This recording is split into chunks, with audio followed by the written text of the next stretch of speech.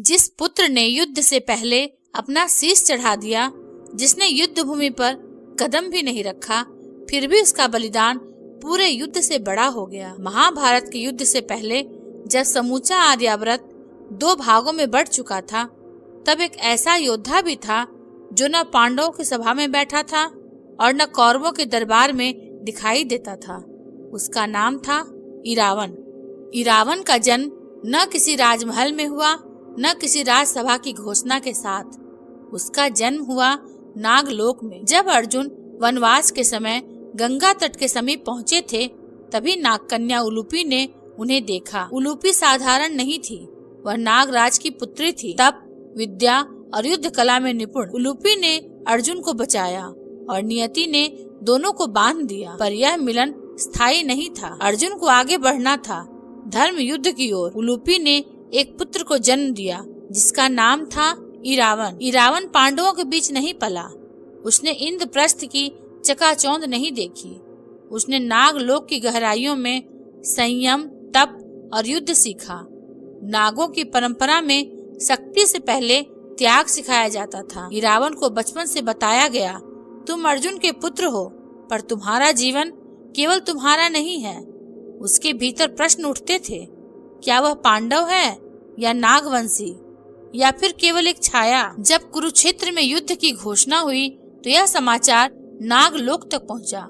इरावन ने पहली बार अपने पिता का नाम इतिहास में गूंजते सुना। अर्जुन, पांडव, धर्म युद्ध, उसके भीतर कुछ जाग उठा। उसी समय कुरुक्षेत्र में श्री कृष्ण का मन अशांत था। उन्होंने कहा, यह युद्ध सामान्य नहीं है, यह देव, दानव और मनुष्य तीनों का संग्राम है। अर्जुन समझ गए श्री कृष्ण किसी विशेष बलिदान की बात कर रहे हैं। तभी अर्जुन को स्मरण आया, नागलोक का वह पुत्र जो रक्त से उसका था पर जीवन से दूर। संदेश भेजा गया। जब इरावन ने संदेश पढ़ा तो उसमें युद्ध का आदेश नहीं था, केवल एक पंक्ति थी, यदि तुम आ सको तो कुरुक्षेत्र आ जाना। इरावन समझ गया, यह बुलावा तलवार के लिए नहीं है। उसने नागराज से अनुमति ली। माता उलूपी ने कुछ नहीं कहा, केवल उसकी आंखों में आंसू थे। इरावन साधारण वेश में पहुंचा, न कोई रथ न कोई सेना। जब वह श्री कृष्ण के सामने आया तो बोला, माधव, आप युद्ध नहीं मेरा जीवन मांग रहे हैं, है ना? सभा स्तब्ध रह गई। श्री कृष्ण बोले, युद्ध से पहले एक ऐसा बलिदान चाहिए जो स्वयं को मिटाकर धर्म को स्थिर करे। इरावन ने बिना देर किए कहा, तो यह भार मुझे दीजिए। पर उसके भीतर एक अंतिम चाह थी।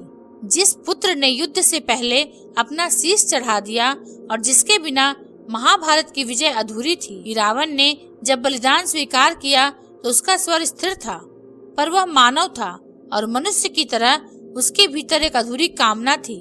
इरावन ने कहा, मृत्यु से पहले मैं विवाह का अनुभव चाहता हूँ।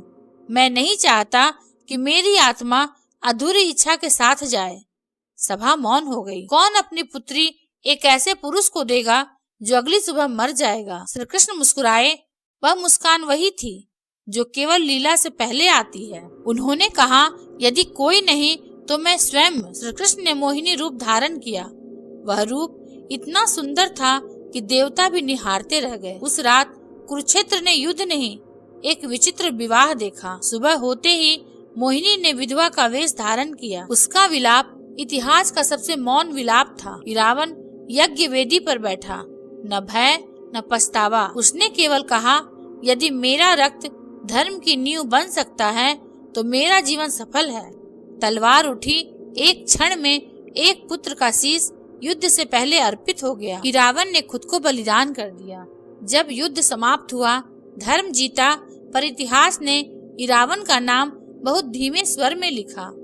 आज वह दक्षिण भारत में कुट्टांडवर के रूप में पूजित है। महाभारत में सबसे बड़ा बलिदान हमेशा तलवार से नहीं होता। कुछ पुत्र युद्ध से पहले अपना शीश चढ़ाते हैं। महाभारत के मुख्य ग्रंथों में यह स्पष्ट रूप से कहा गया है कि इरावन ने युद्ध से पहले धर्म की विजय के लिए अपना जीवन बलिदान कर दिया।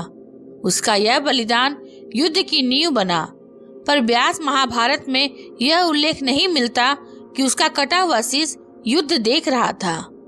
हालांकि दक्षिण भारत की लोक परंपराओं और तमिल महाभारत की कथाओं में एक मान्यता मिलती है कि इरावन ने वर मांगा था कि वह कुरुक्षेत्र का युद्ध देख सके, इसलिए उसका शीश युद्ध भूमि के समीप स्थापित किया गया।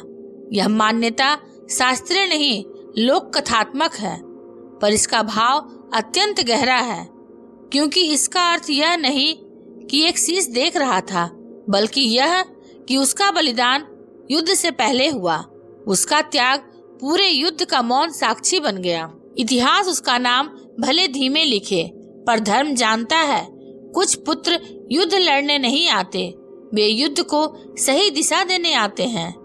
इरावन महाभारत का वह बलिदान जो शास्त्र में मौन है पर आस्था में अमर। जिस पुत्र ने युद्ध से पहले अपना शीश चढ़ा दिया, उसका नाम इतिहास ने धीमे लिखा, पर धर्म ने उसे कभी नहीं भुलाया। इरावन ने न तलवार उठाई, न रणभूमि में शौर्य दिखाया, फिर भी उसका बलिदान पूरे महाभारत की नींव बन गया। आप क्या मानते हैं? क्या इरावन का त्याग कुरुक्षेत्र के सबसे बड़े योद्धाओं से भी बड़ा था? कमेंट में लिखिए, त्याग बड़ा या युद्ध।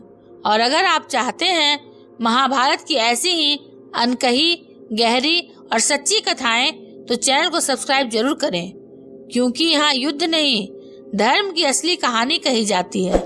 अगर आपको यह वीडियो अच्छा लगा हो तो इसे लाइक, शेयर और सब्सक्राइब अवश्य करेंगे। अंत तक देखने के लिए आपका धन्यवाद।